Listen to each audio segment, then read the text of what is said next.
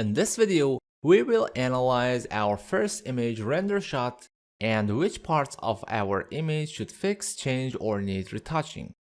I already did open Evermotion Arc Exterior Volume 21 render image to see and analyze it.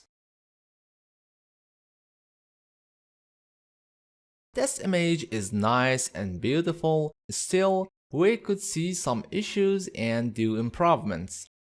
For instance, this building has a very bright material, and because of that, you can see areas flattened because of burning by the sunlight. If in 3D software we decrease the exposure or increase the shutter speed, these burnt areas will fix. But total light and mood will also be affected and won't be a desirable final result. Although many render engines like V-Ray have options to fix that, like highlight burn, still might you don't have access to that 3D file or don't have enough time to re-render the image. So we should fix it in the Photoshop. Another subject that could be improved in this scene is color temperature, based on the subjects I mentioned before and sun position.